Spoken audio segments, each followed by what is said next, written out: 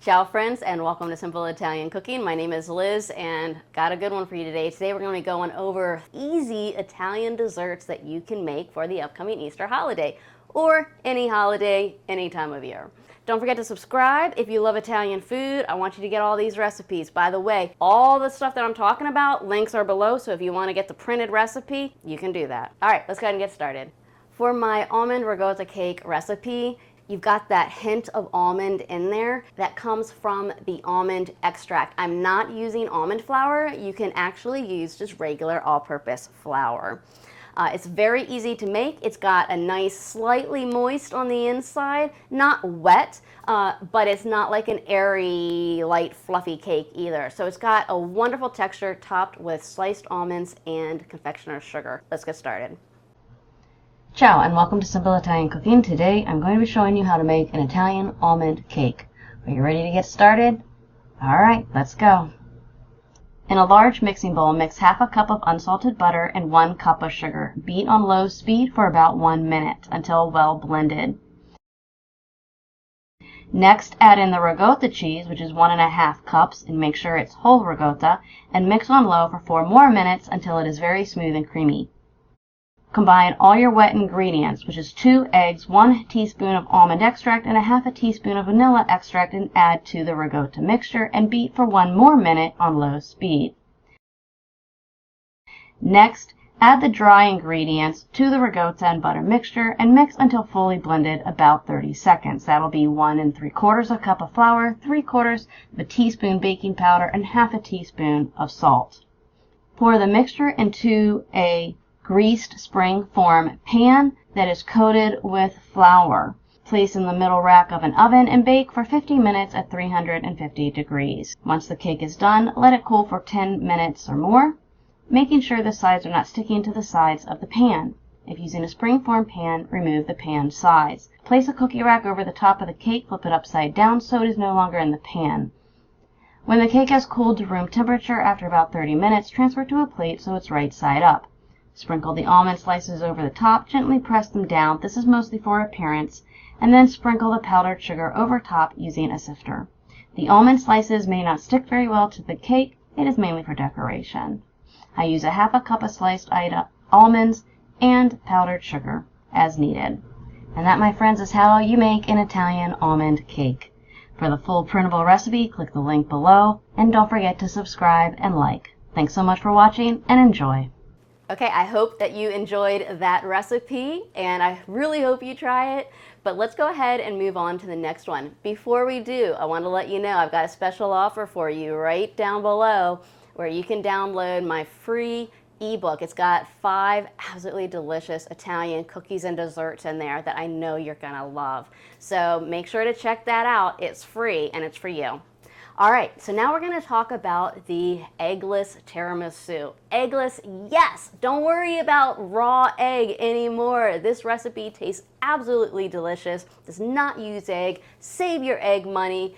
This recipe is so simple. Don't let tiramisu sound intimidating. You don't have to just get it at a fancy restaurant. You can make it right in your own home. I'm going to show you right now how to do it. Ciao, friends, and welcome to Simple Italian Cooking. My name is Liz, and I've got a great Italian dessert for you today. We're doing a tiramisu, and the cool thing about this is it does not include egg. And the reason why I'm not including egg is because a lot of people, including people in my household, are very sensitive to egg if it's not cooked properly. And a lot of times people, including myself, get a little nervous when we're dealing with raw egg with desserts that are not baked or cooked. So we're eliminating that. There are ways you can use the egg and temper it and do all the add stuff to it that helps, avoid any concerns.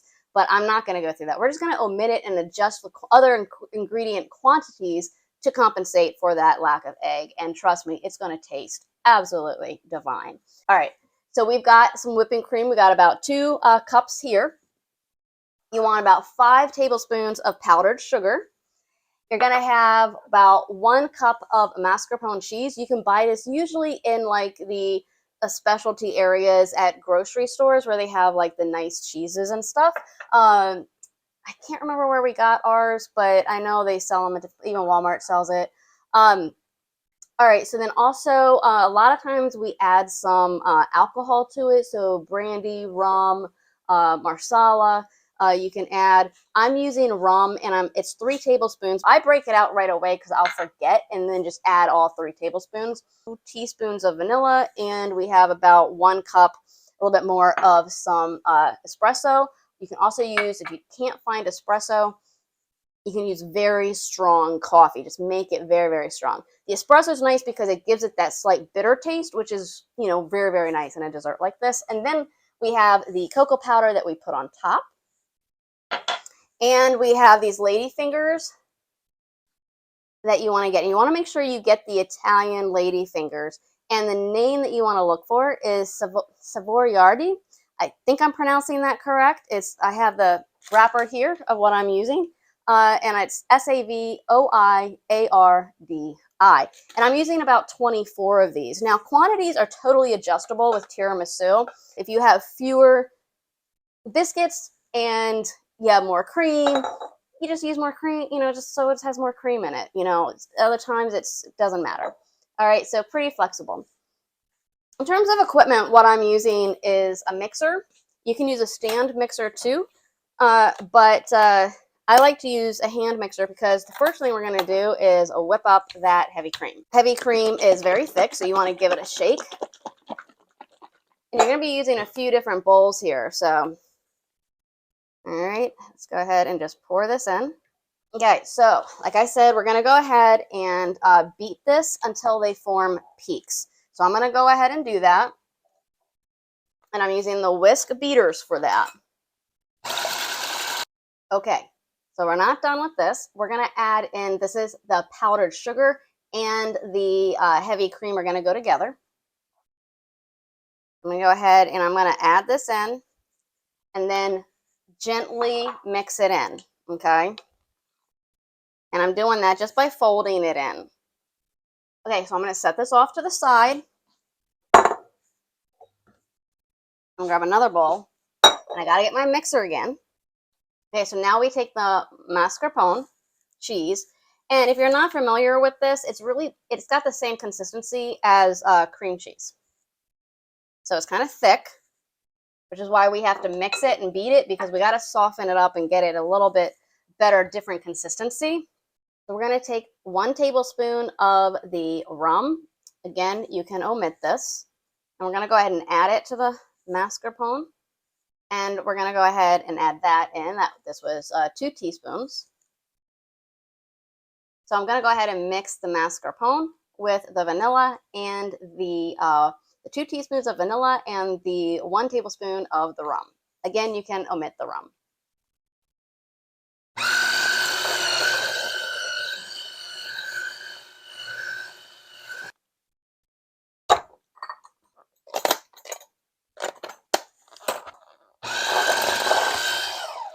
So now we're mixing the mascarpone cheese, that vanilla, and some of that rum, and I am using regular beater bars, not the whisk.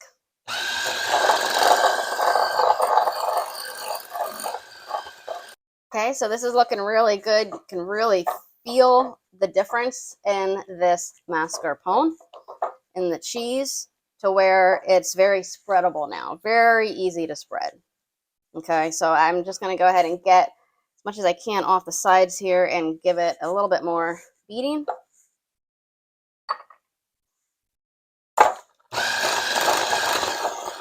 By the way, if you like Italian food and you like Italian cooking and Italian recipes that taste absolutely amazing, make sure to subscribe to the channel, like this video if you like tiramisu, and make sure to join our newsletter because we send out delicious Italian recipes that are easy to make every week. You're going to absolutely love it. All right, let's go ahead, and we have the 2 different cheeses now. We have the mascarpone, not cheeses. We have the 2 bowls here. One is the cheese, one is the whipped cream. So we're going to go ahead and add this into this. And we're going to do it gently. And I'm just going to take some in here and just mix it.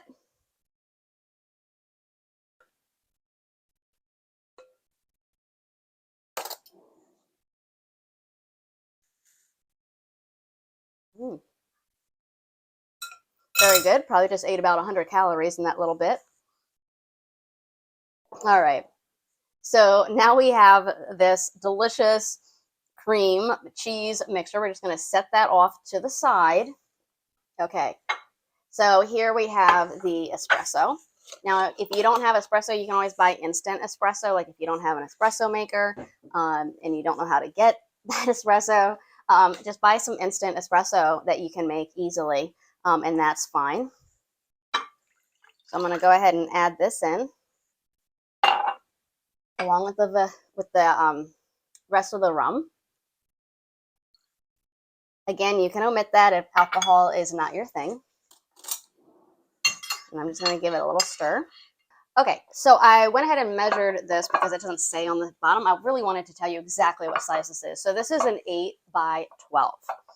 Okay, so if yours is a little off, or yours is square, or yours is oval, don't worry about it. You can snap these and make it fit. And if you have a small one and it's deep, you can do 3 layers. If you have one that's longer, you could do 2 layers. It's okay. All right, so let's see what we can get here.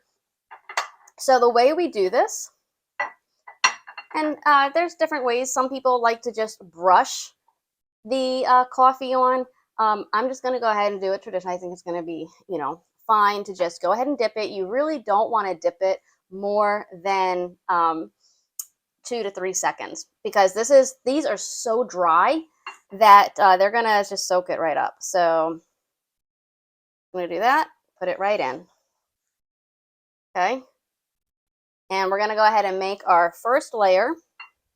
So this is actually probably about 10 ounces. The whole bag was 14 ounces that I originally had, and I didn't think I needed all of them. So if I do, I have them here.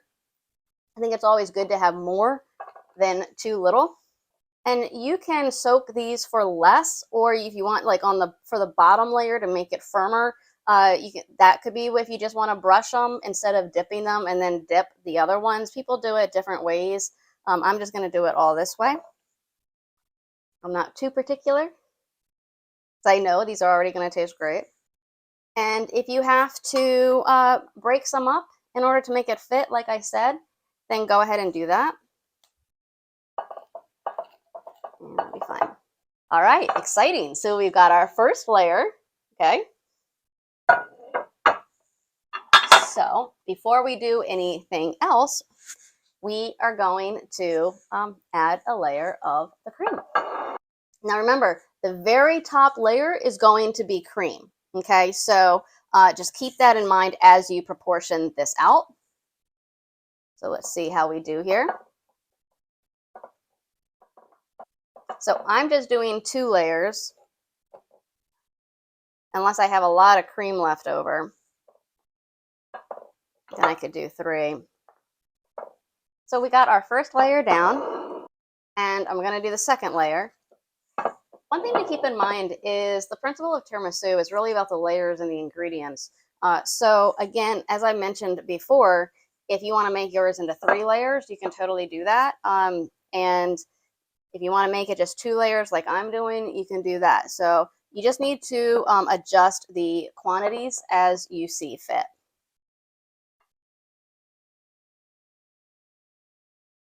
Okay, and for this layer, I am turning them over. Okay, now we got the second layer of the lady fingers. And I'm going to use up the rest of the cream, and I'm just going to load it up on top.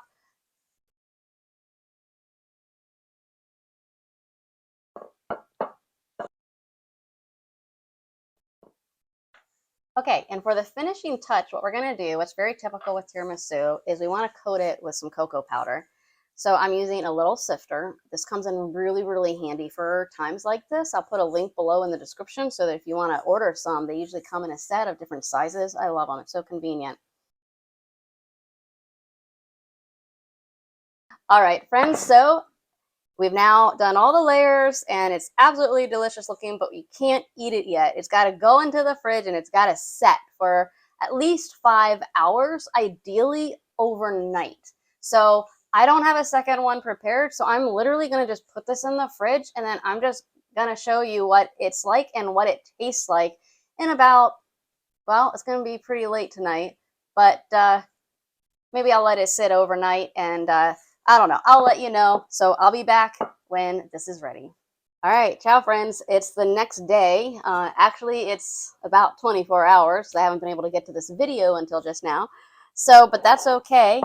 You can look and see how delicious it looks. One thing I did, and here's a tip, is I was really concerned that, well, first off, I like to cover things when I put them in the fridge so it doesn't absorb the flavors of the other foods that are in there. So I put some toothpicks around the edge and then just lightly put the plastic wrap over top, and so that just kind of protected it. So just a little tip there. All right, so let's go ahead and take a bite. And I'm just going to go ahead and give myself actually a very small serving here because this is very high cal. And it is just going in there just lovely. And see if I can get this out. Just so. Oh, perfect.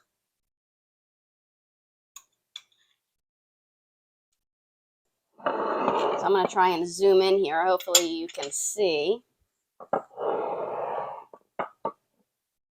Let's see here. And you can see the different layers here, right? So you can see the lady fingers, the cream, the lady fingers, and of course the cream on top. So all right, let's take a bite here and see how our eggless tiramisu tastes.